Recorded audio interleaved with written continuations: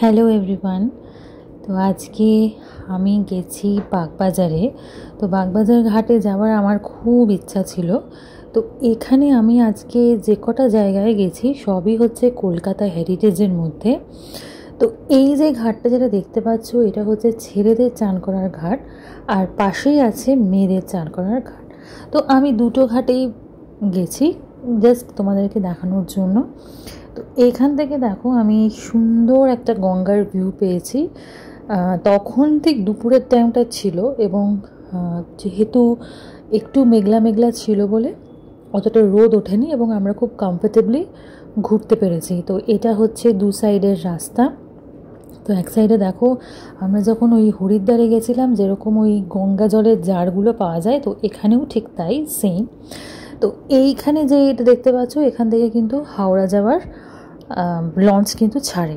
তো এটা হচ্ছে প্রমোদা সুন্দরী ঘাট, যেটা কিন্তু একটা কলকাতার হেরিটেজ। তো সেই হেরিটেজটা কিন্তু আমরা দেখে নিয়েছিলাম। তো এখানে দেখো তখনও দেখো প্রচুর লোক এখানে ঘাটে নেমে চান পান করছে। তো আজকে যেহেতু বিশ্বকর্মা পুজো, অনেকেই কিন্তু দেখছি ঘুড়ি ওড়াচ্ছে। তো আমাদের বাড়িতে তো কি হয় যে এই টাইমে কিন্তু ছাদে ছাদে ঘুড়ি ওড়ায়। তো কলকাতায় কি হয়, তো কলকাতায় তো সেরকমভাবে স্পেস অতটা থাকে না। তো সেই কারণেই কিন্তু দেখলাম যে রাস্তাতেই দেখি সবাই ঘুড়ি ওড়াচ্ছে। তো যাই হোক, এই দেখো এই যে জলের জাগগুলো দেখতেই পাচ্ছ। তো এখান থেকে অনেকেই জার নিয়ে এখানে গঙ্গা জল নিতে আসে। তো গঙ্গার জলটা একবার দেখো, পুরো পরিষ্কার একদম টলটল করছে। তো আমি ওই ঠিক ওই জেটির ওখানটায় নেমে আমি এই ছবিটা তুলছি। তো দেখো একদম দেখো আকাশে দেখো ঘুড়িও উড়ছে, এখানে অনেকেই কিন্তু ঘুড়ি ওড়াচ্ছে। তো আমি ভয়েতে কি হয়েছে যে লঞ্চ একটা ঢুকলে পরে আমাদেরকে টিকিট দেখতে চাইবে। তো জাস্ট আমরা তো ওখানে জাস্ট গেছি, জাস্ট দেখেছি, তারপরে দেখে চলে এসেছি। এই সামনে থেকে গঙ্গাটা দেখবে বলে অত দূর গেছি।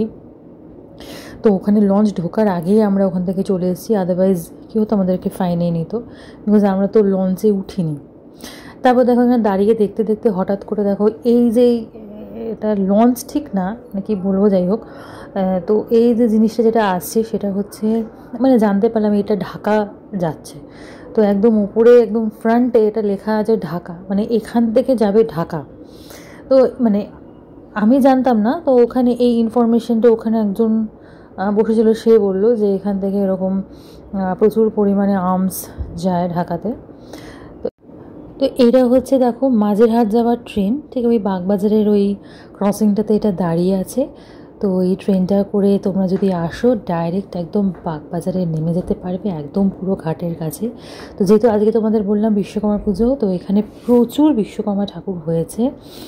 তো এটা হচ্ছে বাগবাজারে যে পুজো হয়, তো তখনও প্যান্ডেল, মানে এখনও অবধি প্যান্ডেল কমপ্লিট হয়নি, এখনও তো তাও প্রায় 1.5 সপ্তাহ বাকি আছে পুজোর। তো আমরা জাস্ট ভেতরে ঢুকে একবার একটু ছবিটা তুলে নিলাম, তুলে দেখে নিয়েছি তখনও কাজ প্রগ্রেস আছে, প্যান্ডেল এখনও ইনকমপ্লিট। তো কমপ্লিট আশা করি হয়ে যাবে, আর 1.5 সপ্তাহ বাকি আছে। তো আমাদেরকে বললো ভেতরে ঢুকে তোমরা ছবি তুলতে পারো, বললাম না, আমরা বাইরে থেকেই দাঁড়িয়ে জাস্ট ছবি তুলে নিয়েছি। মূর্তিও এখনও দেখো ইনকমপ্লিট আছে। তো এখানে বসেই কিন্তু মূর্তি বানানো হয়েছে এবং পুরো ঠাকুরের সাজ বলে যাই বলো এখানে বসেই কিন্তু হয়।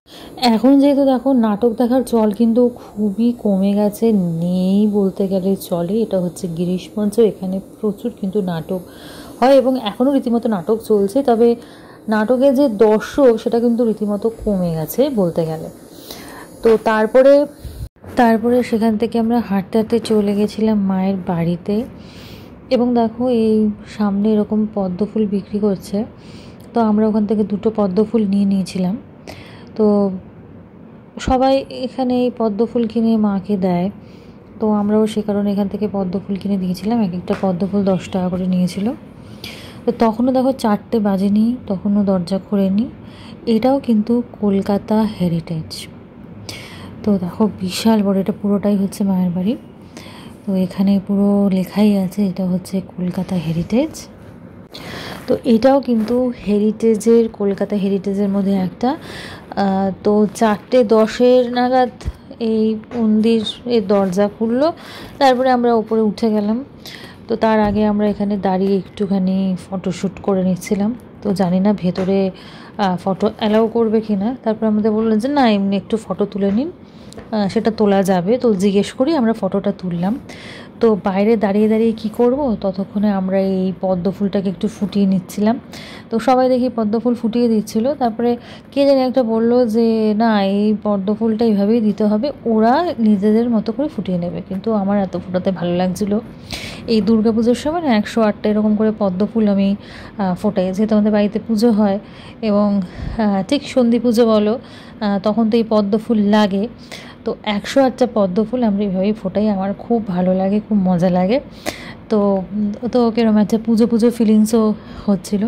দেখো পদ্ম ফুলটা এত সুন্দর লাগছে, মানে খুব সুন্দর। মানে পদ্ম ফুলটা যেখান থেকে কিনেছি সত্যিই পদ্ম ফুলটা ভীষণই ভালো দিয়েছে। তো সিঁড়ি দিয়ে ওপরে উঠে যে ছবি তুলে নিলাম। তো এখানে না একদম সামনে এরকম কার্পেট পাতা ছিল, তো অনেকেই বসে এখানে ধ্যান করছিল। তো আমরা ভেতর থেকে গিয়ে এরকম বললাম আমাদের ছবি আপনারা তুলতে পারেন, কোনো সমস্যা নেই। তো নিচে দেখলাম যে সবাই দেখি ভোগ খাচ্ছিলো, তো আমরাও নিচে চলে গেলাম।